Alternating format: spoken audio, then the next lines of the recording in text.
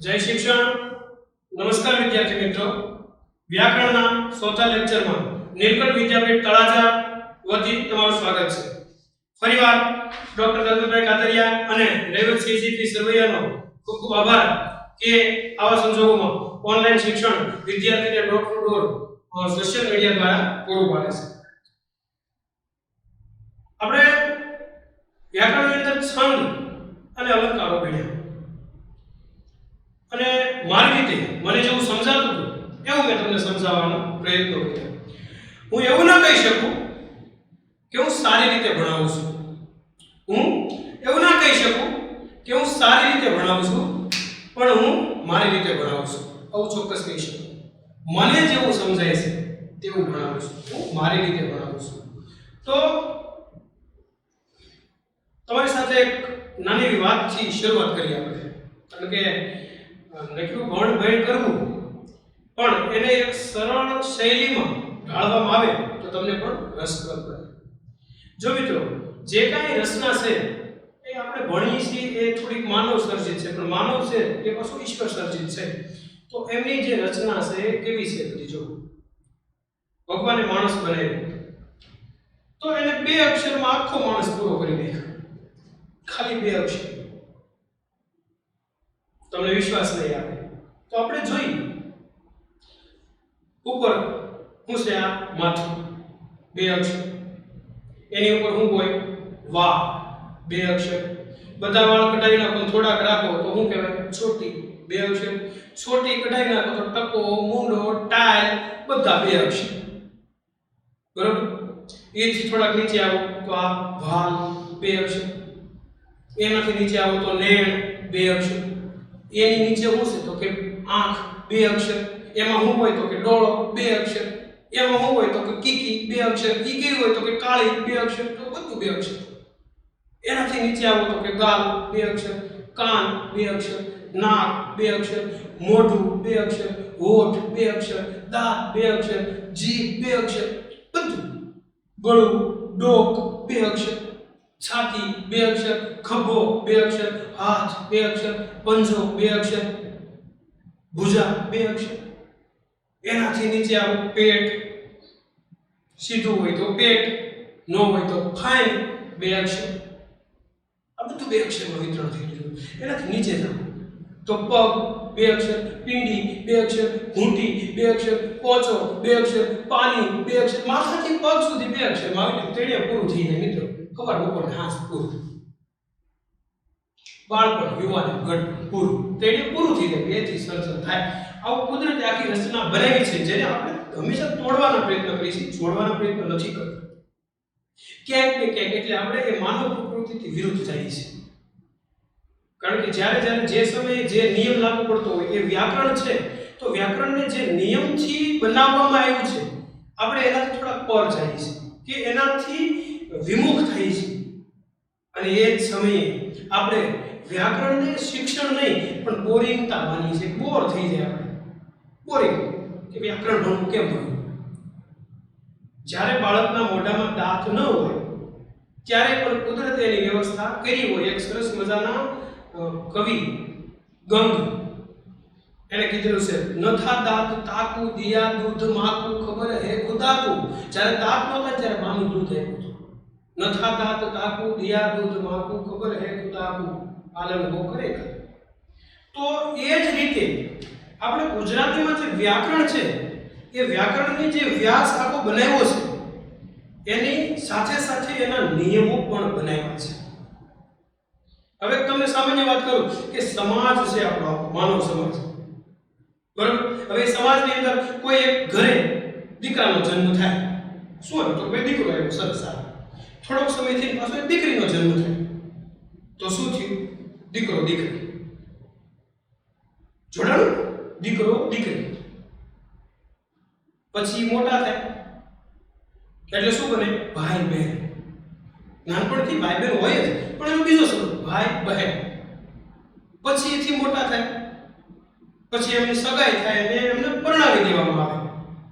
જો આ એક દસ્તુર પણ દુનિયાનું છે કે 20 વર્ષથી આજુબાજુની ઉંમરમાં બાળક ઇતર જ્ઞાતિમાં પોતાની રીતે લગ્ન કરે તો વિરોધ થાય, અને એનું એ બાળક 35-40 વર્ષે પહોંચી ગયા પછી ક્યાંય ન થાય તો એનું એ સમાજ પાસે ઇતર કોમમાં પરણાવે છે.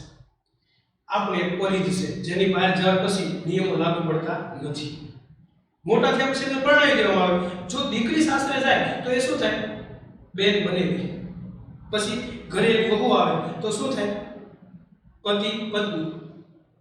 એમને ત્યાં બાળક થાય એટલે સંબંધ બદલી જાય. પછી શું બને? માતા પિતા. હું તમને એ બાજુ લઈ જવા માંગુ છું કે આ જે બધા પદો જોડાય છે અને કંઈક એક નવું પદ બને છે, એ પ્રક્રિયા એટલે સમાસ. અને આજે આપણે ભણવાના છે સમાસ. સમાસનું શિક્ષણ લેવાનું છે. સમાસ. સમાસ એટલે શું? તો કે પહેલી વાત તો એ કે સમાસ એટલે જોડો. સાદી મારી ભાષામાં સમજાવું છું.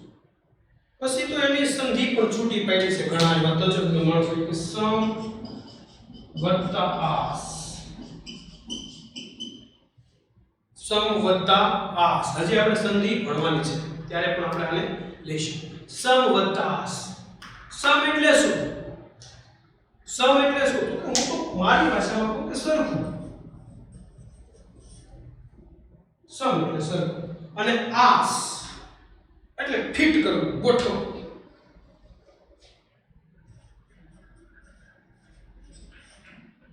બરાબર સમાસ.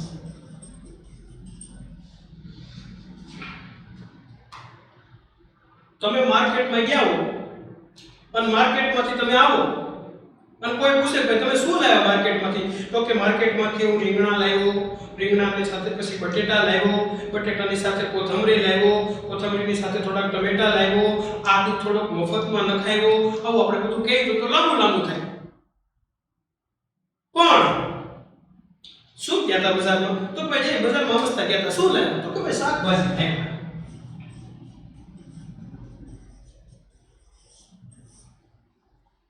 કેવું ટૂંકું થઈ ગયું? હું લાવ્યા? શાકભાજી લાવ્યા.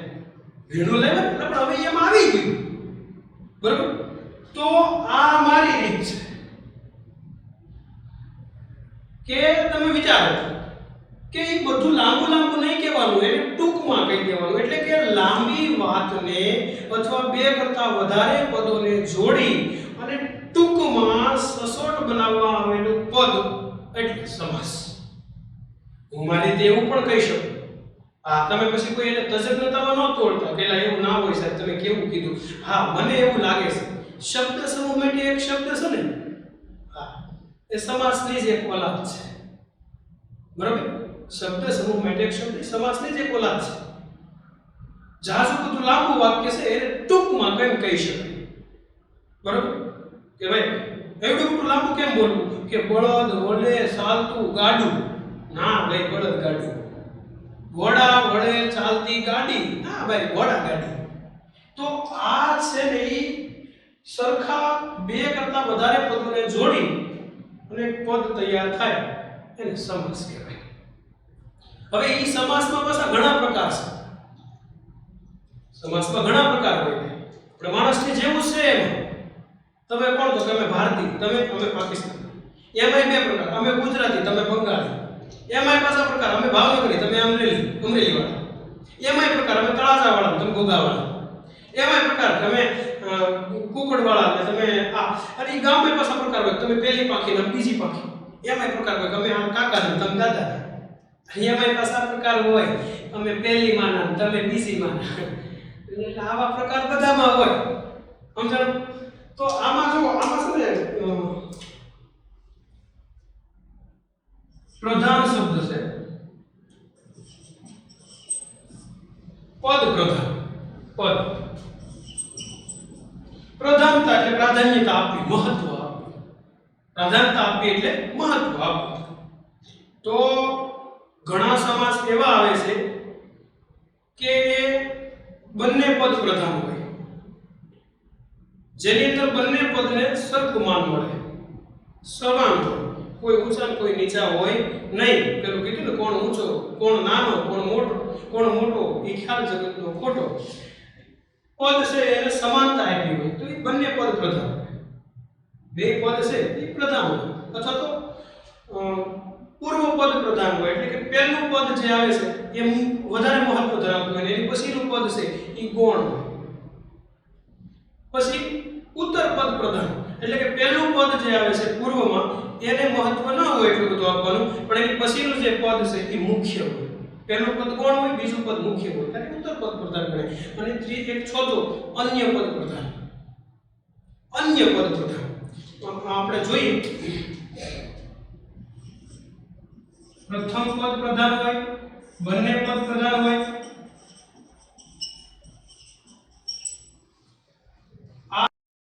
મારી સરળ ભાષામાં હું લખું છું. પ્રથમ એટલે પૂર્વ પદ આ શિષ્ટ ભાષા થઈ બરાબર. પછી ઉત્તર પદ પ્રધાન હોય. ઉત્તર એટલે બીજું ભાઈ બીજું કઈ નહીં બરાબર. અને અન્ય પદ પ્રધાન એ બે પદ જે છે ને એકે મુખ્ય ન હોય કઈ બીજું જ મુખ્ય હોય બરાબર.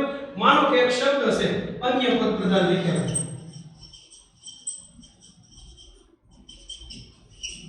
દશાનન.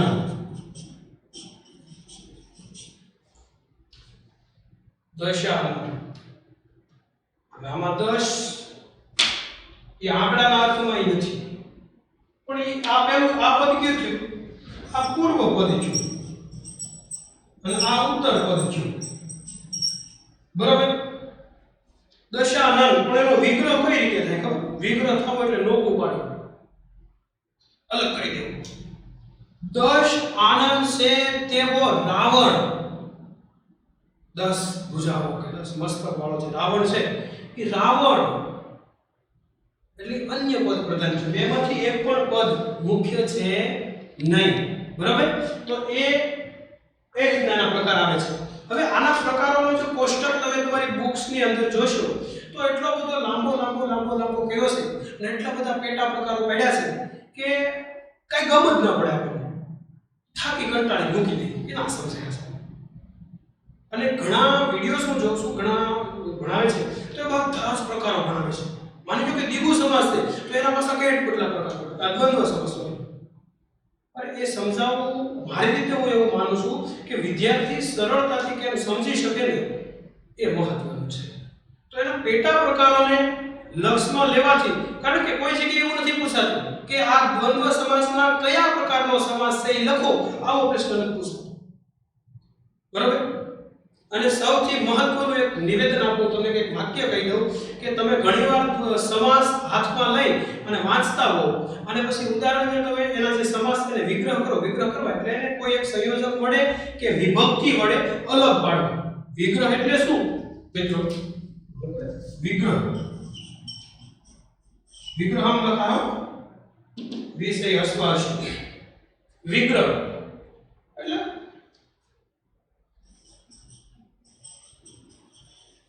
સંયોજક પદ હોય કે વિભક્તિ હોય કે અનુભવ હોય આના દ્વારા એને નોખા પાડવામાં આવે.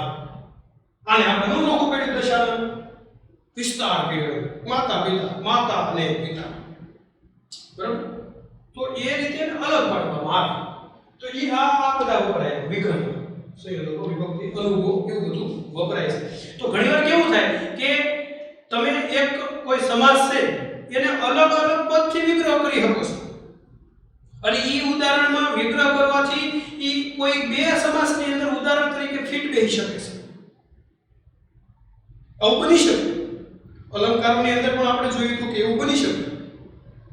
તેવા સમયે આપણે અડધી કલાક ભણી 1 વર્ષ ભણી કે 2 કલાક ભણી ત્યાં આપણને કે 2 કલાક વાંચી ત્યાં આપણને ખબર પડી જાય કે હાલો આ ઉદાહરણ છે ને એ તો બે સમાસની અંદર અલગ રીતે વિગ્રહ થાય છે એટલે બે સમાસમાં આવે છે સારું શું કરવું આ મુશ્કેલી થાય આપણને ઘણી બરાબર. તો વિચાર કરો તમે એટલી ઘડીમાં એને જાણી જાવ છો તો જે પેપર કાઢવા વાળા છે પેપર સેટ બનાવવા વાળા છે એ આપણે કરતા થોડા વધારે તજજ્ઞ હશે એમાં પીએચડી થયેલા છે એ જે તે સમયે એ ઉદાહરણ મૂકશે ને તો એ બેમાંથી કોઈ એક જ ઓપ્શન હશે અંદર બંને ઓપ્શનને એની અંદર મૂકશે નહીં. જોઈએ હવે આપણે એના પ્રકાર તરફ જઈએ તો સમાસ અને જોઈએ હવે સમાસના પ્રકાર બરાબર હવે સમાસની અંદર આપણે એમના પ્રકાર જોઈએ બરાબર તો પહેલો પ્રકાર છે દ્વંદ્વ દ્વંદ્વ ઘણીવાર આવું પણ લખે આવી રીતે લખે ઘણા દ્વંદ્વ ઉપર અનુસ્વાર કરે દ્વંદ્વ બરાબર અનુસ્વાર 100% આવે કારણ કે આપણે એવું શીખ્યું આગળ કે જે ની ઉપર અનુસ્વાર હોય એ અનુસ્વારનો નાશ કરવો હોય ને તો એના અનુનાસિકનો ઉપયોગ કરવો એ જે વર્ગનો હોય એ આપણે આગળ ભણીશું બરાબર તમને સમજાવ્યું પણ છે લેક્ચરમાં આપણે કે એનો અનુનાસિક જે છે એ અનુનાસિક દ્વારા જે તે વર્ગનો હોય ક વર્ગનો હોય ચ વર્ગનો હોય ટ વર્ગનો હોય પ વર્ગનો હોય જે આપણે ભારત કકાની અંદર જે વર્ગ પાડવામાં આવે છે બરાબર એનાથી પણ થઈ શકે પણ એનો સંપૂર્ણ અર્થ લાવવા માટે થઈને ન અડધો જ કરવો પડશે ઉપરથી અનુસ્વાર છે એ કાઢવો પડશે આપણે તો દ્વંદ્વ હવે દ્વંદ્વને છે ને આપણે ધ્વનિ વિગ્રહ કરી પહેલા જો દ્વંદ્વ સમાસ છે ને ધ્વનિ વિગ્રહ કરી તો કે દ અડધો વત્તા વ અડધો વત્તા અ વત્તા ન અડધો વત્તા દ અડધો વત્તા વ અડધો વત્તા અહીંયા જુઓ બંને બાજુ સરખું રહ્યું એક સરળતાથી હું તમને એની સમજણ તરફ લઈ જાઉં છું આ કોઈ એની મેથડ નથી મારી રીતે સમજાવું છું દ અ બેલેન્સ થયો ને બે બાજુ સમજાણું દ્વંદ્વ હવે દ્વંદ્વ સમાસ દ્વંદ્વ એટલે એનો મતલબ શું તો કે સરખું બે બાજુ સરખું એકદમ બેલેન્સ નહીં કોઈ નીચું નહીં કોઈ ઊંચું બરાબર કે અલગ ડોલક કે નહીં સરખું સરખા માટે એક આપણે શું એવો શબ્દ દ્વંદ્વ એટલે એક સરખું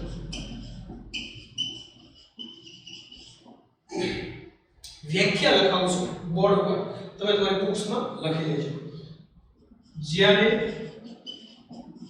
બે કે તેનાથી વધુ પદ સમાન કે સરખો મોભો ધરાવતા હોય ત્યારે દ્વંદ્વ સમાસ બને છે સરખો મોભો ધરાવતા હોય અને તે જોડાય ત્યારે મોભો આ તળપદો શબ્દ આવ્યો મોભો બરાબર આપણે તળપદા શબ્દ ભણીએ જ નહીં પણ તેમ છતાં તમને કદાચ નહીં સમજાય કારણ કે મોભો શબ્દ છે ને એ આપણો તળપદો શબ્દ છે આપણો પોતિકો શબ્દ છે કાઠિયાવાડી શબ્દ છે મોભો મોભ નહીં મોભ તો અટક આવે છે પણ મોભ શબ્દ મેં એટલા માટે લીધો છે કે મારે મોભો શબ્દ મોભ દ્વારા સમજાવવો છે બરાબર હવે મોભ મોભ આ સરનેમ આવે એ મોભ નહીં આપણે ગામડામાં હવે તો ધાબાવાળા મકાન થઈ ગયા 4-5 એપાર્ટમેન્ટ હોય બરાબર ઉતરવાની ચડવાની લીફ્ટ હોય એટલે શરીર વધી ગયા છે પણ ગામડામાં તમે જોયા છે કે નળિયાવાળા મકાન આવે એનો આકાર કંઈક આવો હોય એક બાજુનો કરો દોરું ચિત્રકાર નથી હું આ એક બાજુનો કરો છે બરાબર હવે આ બાજુ એક લાકડું નાખેલું હોય નળિયાવાળા મકાન હોય ને એક આ બાજુ નાખેલું હોય પણ એક વચ્ચે લાકડું હોય સળંગ એક આ બાજુ નળિયા પડતા હોય અને આ બાજુ નળિયા પડતા એની વચ્ચે એક લાકડું નાખેલું હોય એને શું કહેવાય મોભ શું કહેવાય મોભ આ બાજુ હેરકા નળિયા આવી છે આ બાજુ હેરકા નળિયા આવી છે બેની બેલેન્સ કરીને વચ્ચે ટોશે જે હોય મોભ એટલે સમાનતા એકરૂપતા સરખાપણું સમજણ તો બે કે બે કરતા વધારે પદોનો મોભો એનું માન એનું વજન એક સરખું હોય ત્યારે દ્વંદ્વ સમાસ બને માનો કે કોઈ એમ કીધું કોણ કોણ આવ્યા, તો કે રામ, સીતા, લક્ષ્મણ અને શત્રુઘ્ન આવ્યા.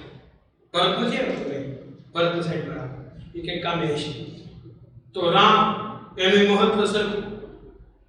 એવું નહીં સમજવાનું. જો અહીંયા તમે એવું કીધું છે કે બે અથવા તેની કરતા વધુ, બે કે એની કરતા વધુ શબ્દો સાથે આવી અને જોડાય. રામ, સીતા, લક્ષ્મણ, માતા, પિતા. જો આપણે શબ્દ લખીએ માતા, પિતા, માતા, પિતા, ભાઈ, બહેન,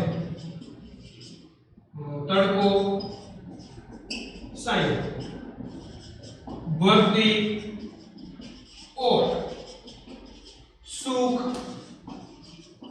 દુઃખ. હવે માતા, પિતા બે શબ્દોનો માન, માન, મર્યાદા, મોભો, સેકો છે. કારણ કે આપણે એવું કહીએ કે પિતા કરતા માતા મહાન છે, પણ તો કેવાની વાત છે. માતા, પિતા, ભાઈ, બહેન, તડકો, સાયો, ભરતી, ઓટ, સુખ, દુઃખ, સારું, નરસું, દિવસ, રાત, બે, ચાર. જો બે, ચાર, બે, ચાર, ઠંડુ, ગરમ. આપણે કોઈ ઘરે ગયા હોય, આવો આવો ક્યાં આવ્યા, બેસી શાંતિથી રાખી શું લેશો, ઠંડુ કે ગરમ? આપણે કહીએ કે ગરમ કરો ને. સારું, શું લેશો, ચા કે કોફી? કઈ વાંધો નહીં, ચા કરો ને. ગળી કે મોળી? થોડીક મોળી રાખજો. કડક કે મીઠી? આપણને એમ થાય સા પીધા વિના વ્યાજી જે માતાજી. સરખા શબ્દો જે આવે છે, સમાન મોભો ધરાવે છે, અને આનો વિગ્રહ ત્રણ દ્વારા થાય છે. ત્રણ. એમાં એક આવે અને, કે અને અથવા. આ ત્રણ પદો સંયોજકો દ્વારા એનો વિગ્રહ કરવામાં આવે છે. હવે જો ઘણીવાર કેવું થાય કે આ છે ને આને છે ને એ સમૂહવાચક હોય ને ત્યાં અંક વપરાય. જો તમને કહું સમૂહવાચક એટલે શું, આપણે અહીંયા ત્રણે લખી અને,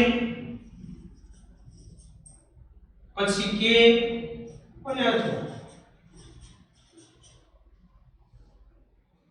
આ ત્રણ મુખ્ય છે, બાકી સિવાય નહીં વપરાય છે. અમુક સંયોજકો છે, તમને ખબર છે વાક્યની અંદર સંયોજકો બધે વપરાય છે. સંયોજકોથી વાક્યને જોડી શકાય, સંયોજકો કાઢીને વાક્યને ટૂંકું પાડી શકાય. સાદું, સંકુલ ને સંયુક્ત વાક્ય આવું તમારે ભણવામાં પણ આવતું છે. નહીં હોય તો હવે આવશે, બરાબર? એટલે તમે જો અને છે ને સમૂહવાચક છે, કારણ કે સમાનતા દર્શાવે છે. માતા અને પિતા સમાનતા, સમૂહવાચક.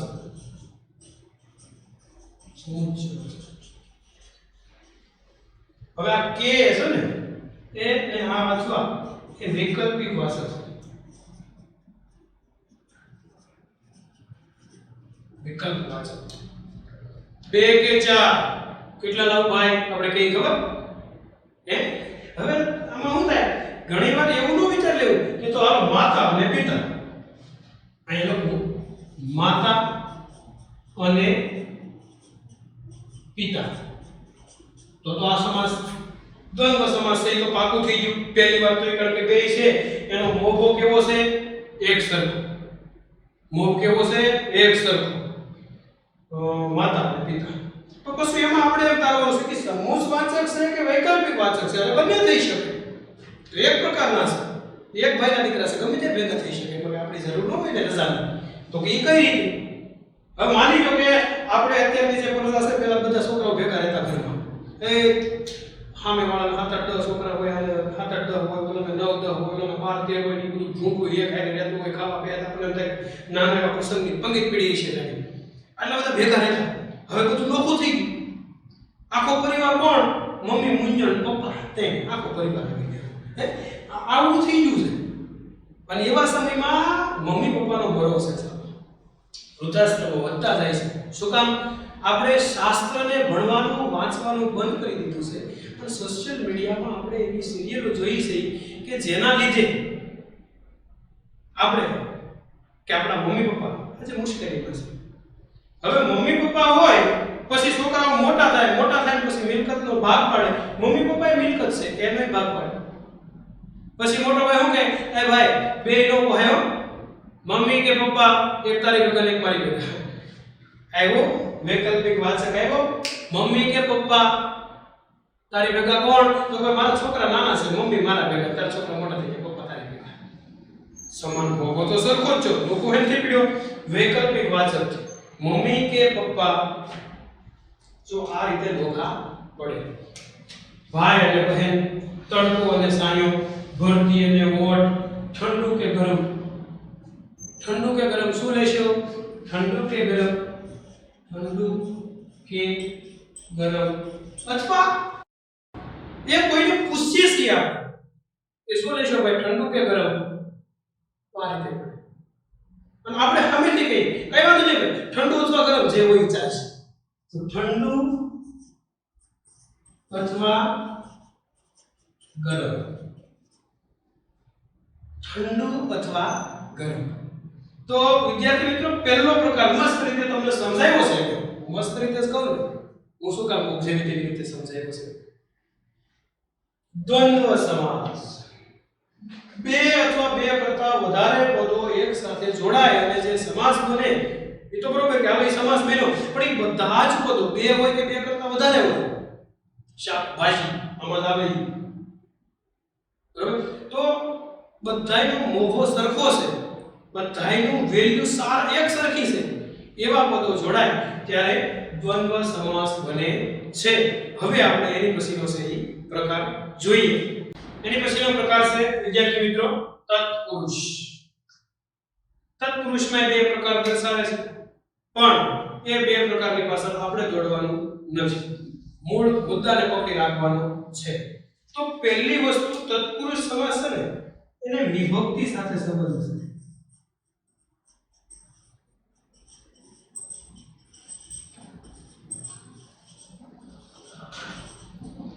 આ વિભક્તિના જે પ્રત્યયો છે ને,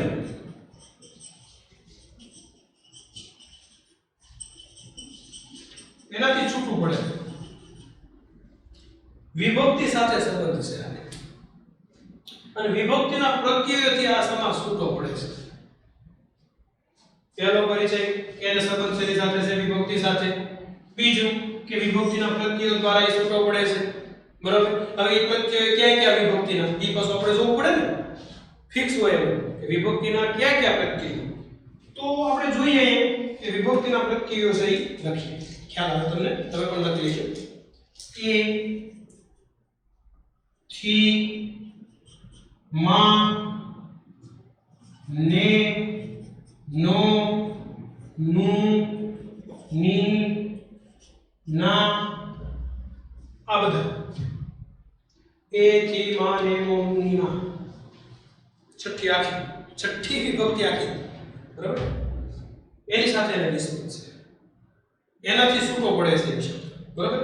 પછી આગળ કે આમાં છે ને પ્રથમ પદ ગૌણ હોય છે અને બીજું પદ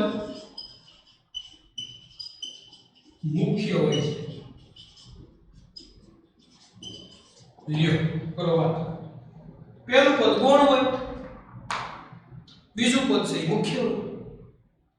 હવે પછી એમાં આપણે એમ છે કે આમાં કંઈક બુકમાં તો અલગ લખેલું છે, બુકમાં શું લખેલું છે એ હું તમને કહી દઉં, બરાબર. બુકની અંદર જોઈએ તો આપણે પ્રથમ પદ એટલે પૂર્વ પદ અને બીજું પદ એટલે ઉત્તર પદ. તો પૂર્વ પદ છે એ ગૌણ છે. પૂર્વ એટલે પહેલું શરૂઆતનું, પૂર્વ એટલે સૂર્ય જ્યાંથી ઉગે એટલે પૂર્વ કહેવાય, અને આથમે એટલે ઉત્તર કહેવાય, બરાબર. એટલે આથમું છે. અને ઉત્તર પદ એટલે બીજું પદ. પહેલું પદ છે એ બીજા પદ થકી છે, એનું વેલ્યુ બીજા પદની વધારે છે. દ્વંદ્વ સમાસમાં હું તો બંને પદ કેવા હતા? સરખા. હવે તત્પુરુષ સમાસમાં કેવું છે? પ્રથમ પદ છે એ ગૌણ છે, બીજું પદ છે એનું મુખ્ય છે, વિભક્તિ સાથે એને સંબંધ છે, વિભક્તિના પ્રત્યયો દ્વારા એ છૂટું પડે છે, અને વિભક્તિના પ્રત્યયો છે એ થી, માં, ને, નો, નું, ની, ના, બરાબર. હવે આપણે એક ઉદાહરણ લઈએ, પ્રેમ વશ. હવે એક બીજી વસ્તુ તમને કહેવાની અંદર, જેણે પીટીસી અને બીએડ કરેલો છે એ શિક્ષકને પણ ખાસ ખ્યાલ હશે કે પ્રશ્નના ઘણા પ્રકાર આવે, એમાંનો એક પ્રકાર પડઘા પ્રશ્ન.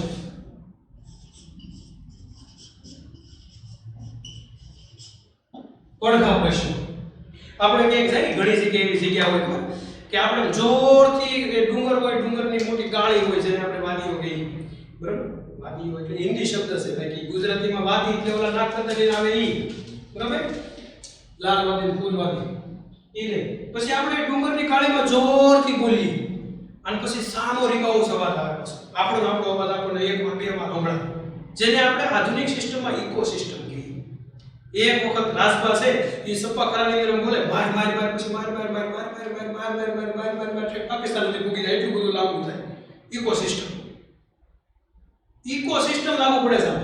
પડઘા પ્રશ્ન કે જોરથી આપણે ડુંગરામાં જેનું નામ બોલીએ, આપણે બધા બોલીએ, તમને ખ્યાલ હશે કે તમને આવું બધું મળ્યું હોય તો તમે બધા નામ બહુ બોલો, અને હું બોલો એ તો તમારી ઉપર આધાર રાખે, બરોબર? કયું નામ બોલતા હોય એટલે પડઘા પ્રશ્ન. તમારી સામે પડઘો સંભળાય. પડઘા પ્રશ્ન એક બીજું થાય. પડઘા પ્રશ્ન કોને કહેવાય? તો એનું સરળ ઉદાહરણ આપું કે આપણો દેશ ભારત છે, બોલો કયો દેશ આપણો? ભારત. જવાબ પહેલા જ પડઘામાં આવી ગયો હોય, એના જવાબને તમારે રિબાઉન્સ કરી અને જેમ પડઘો સામે આવે ને એમ તમારે દેવાનો છે, એટલે પડઘા પ્રશ્ન કહેવાય. પ્રેમ વશ આમાં છે ને પડઘા પ્રશ્ન બને, પણ પડઘા પ્રશ્ન છે ને લિંગ અને વચનને આધારિત બને. શેને આધારિત? લિંગ અને વચન.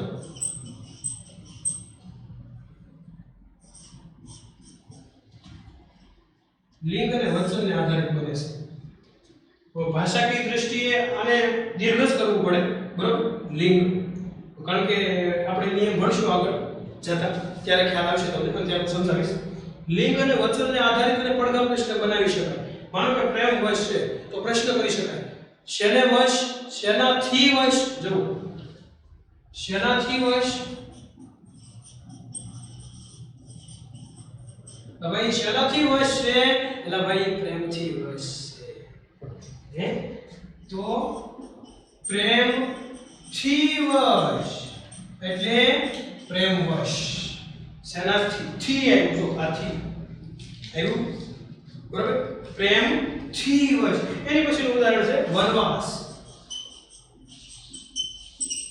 ભાઈ રામને તો 14 વર્ષનો વનવાસ મળ્યો, પાંડવોને 13 વર્ષનો વનવાસ મળ્યો, 12 વર્ષનો સોરી, પછી 13મો તો ગુપ્તવાસ. બરાબર? આપણે ગુપ્તવાસે લઈ, વનવાસે લઈ, આનો શબ્દ નીકળ્યો છે તો એને સમજી લઈ, બરાબર? વનવાસ. હવે આ જો આ શબ્દ છે ને આમાં આ પ્રથમ પદ છે, પ્રથમ એટલે પૂર્વ, અને આ છે ને એ બીજું છે એટલે ઉત્તર. આ પ્રેમ છે ને એ પ્રથમ પદ છે અને વશ છે ને બીજું પદ છે. તો વશ શબ્દની સાથે ઘણું જોડાઈ શકે. પ્રેમ વશ, લાગણી વશ, મજબૂરી વશ, આ રીતે ઘણી રીતે વશ. લાગણી વશ, લાગણી વશ લખી શકાય. શેનાથી વશ ભાઈ? તો કે લાગણીથી વશ. લાગણી વશ છે, લાગણી વશ. તો વશ આ પદ છે મુખ્ય છે. ચાલો બધાની સાથે જોડાય છે. આ બધા એની સાથે જોડાય. પ્રેમ, લાગણી, મજબૂરી, આ એની બધી જોડાય મધમાખીની જેમ, બરાબર? તો આમાં છે વનવાસ, ગુપ્તવાસ. વાસ શબ્દ ગુપ્તવાસ પણ આવે છે, ગુપ્તવાસ. તો આ વાસ ને એ મુખ્ય છે આમાં, કેમ કે એ બીજું પદ છે. બીજું પદ એટલે કે ઉત્તર પદ. સમજાણું તમને? જો અહીંયા લખ્યું છે ગુપ્તવાસ એટલે ગુપ્ત રહેવાનો વાસ, જેમાં બીજાના દર્શન પાઠમાં તમે આવી શકો નહીં.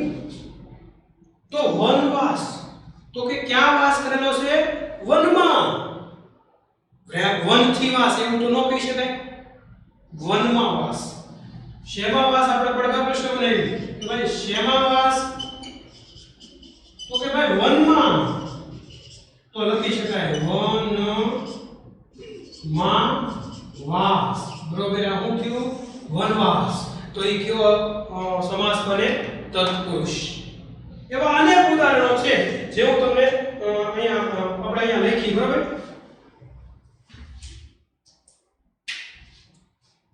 મરણ શરણ,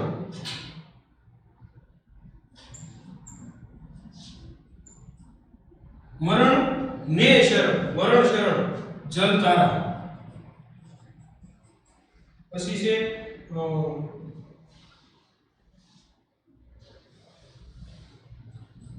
ગદા પ્રહાર.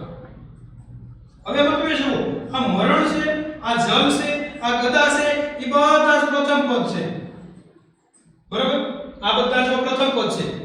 અને આ શરણ, ધારા, પ્રહાર એ બધા જ બીજા પદ છે. બીજા પદ એટલે કે ઉત્તર પદ. એ મહત્વના છે, મુખ્ય છે આમ, બરોબર. હવે જો મરણ ને શરણ હોઈ શકે, ધારા છે, જલ ધારાય હોઈ શકે, અમી ધારાય હોઈ શકે, હોઈ શકે ને. પ્રહાર, ગદાનો પ્રહાર હોઈ શકે, વજ્ર પ્રહાર પણ હોઈ શકે, તીર પ્રહાર પણ હોઈ શકે, પગ પ્રહાર પણ હોઈ શકે. તો પ્રહાર તો ઘણા પ્રકારના આવે, સમજાય છે? તો આ છે ઈ બીજું પદ છે. બીજું પદ એટલે કે ઉત્તર પદ છે. આ બધા કેવા છે? ઉત્તર પદ છે. અને આ છે પ્રથમ પદ છે. અને એને જો પાડી શકાય છે નોખા. નોખા પાડતી વખતે આ મુખ્ય પદ બને છે, આ ગૌણ બને છે. પ્રથમ પદ ગૌણ બને છે, બીજું પદ છે એ મુખ્ય બને છે. એવા સમયે તત્પુરુષ સમાસ બને છે. કારણ કે મરણ શરણ, મરણ ને શરણ. આ ને જો અહીંયા છે ને વપરાણું, શેને શરણ, શરણ છે પણ શેને? મરણ ને શરણ. મરવા પડ્યા હોય તો એ મરણ ને શરણ કહેવાય.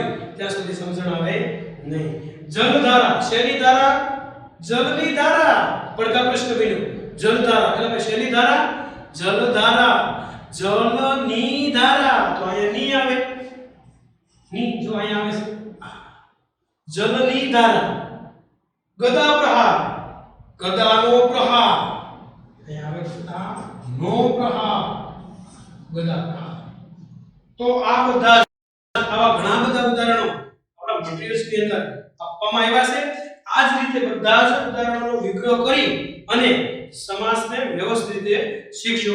જોઈએ હવે આપણે એની પછીનો પ્રકાર. એની પછીનો પ્રકાર છે ત્રીજો પ્રકાર, મધ્યમ પદ લોભી સમાસ.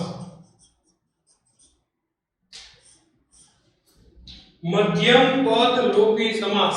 પહેલા તો આપણે શબ્દને સમજીએ.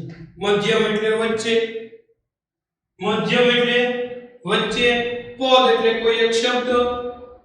મધ્યમ એટલે વચ્ચે, જો આપણે એ રીતે સમજીએ. મધ્યમ એટલે વચ્ચે,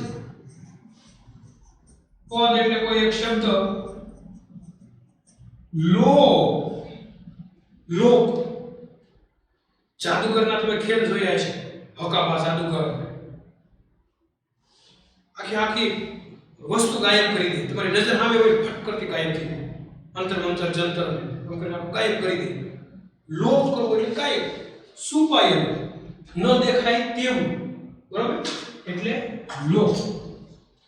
બે પદની વચ્ચે, સમાસના કોઈ બે પદની વચ્ચે કોઈ એક પદ લોપ થયેલું હોય. બે પદોની વચ્ચે એક પદ લોપ થયેલું હોય અને જેને વિગ્રહ પાડો ને ત્યારે એ પદ ઉમેરાય. વિગ્રહ કરો ત્યારે એ પદ ઉમેરાય. વિગ્રહ કરો ત્યારે ઉમેરાય.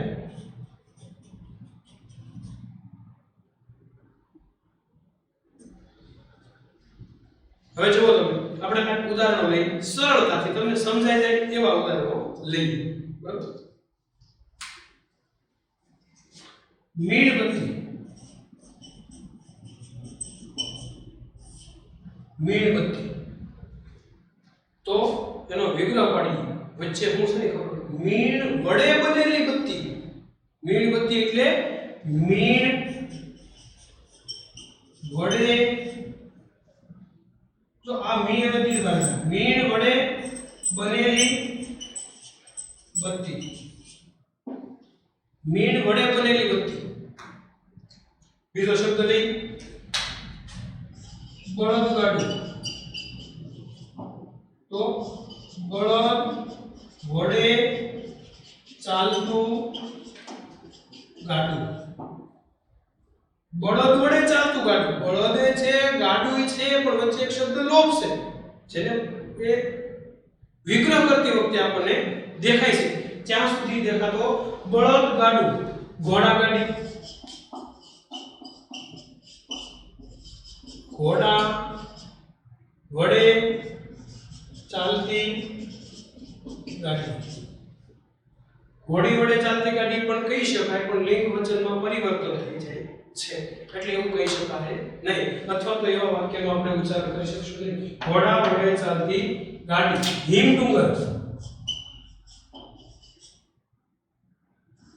ડુંગર તો કે હિમ વડે બનેલો ડુંગર. હિમ એટલે બરફ, બસ ને. હિમ વડે બનેલો ડુંગર. હવે બીજું ઉદાહરણ અલગથી લઈ. દીવાસળી. દિવાલે કરવાની હળી. ઈ આપણો શબ્દ છે. એ આમ ડોકું પડે નહીં, કારણ કે આપણને હળી કરતા જ આવડે છે. દિવાલે કરવાની હળી નહીં, દીવો પ્રગટાવવાની સળી. દીવો પ્રગટાવવાની સળી એટલે દીવાસળી. દીવાને પ્રગટાવવાની સળી. મેઘધનુષ્ય. તો કે મેઘ વડે બનતું ધનુષ્ય. તો તમને આ ઉદાહરણો દ્વારા સમજણ આવી ગઈ છે કે જ્યારે બે પદની વચ્ચે, એટલે કે પૂર્વ પદ અને ઉત્તર પદની વચ્ચે કોઈ એક પદ લોપ થયેલું છે, ગાયબ થયેલું છે, મિસ્ટર ઇન્ડિયા બની ગયેલું છે, એને જ્યારે વિગ્રહ કરો તો વિગ્રહ કરી ત્યારે લાલ કલર થી જાય. લાલ કલરમાં જે મિસ્ટર ઇન્ડિયા દેખાય એ રીતે ઈ પદ આપણને દેખાય છે, અને એ રીતે એનો વિગ્રહ થાય ત્યારે મધ્યમ પદ લોપી સમાસ છે એવું આપણે જાણી શકાય છે.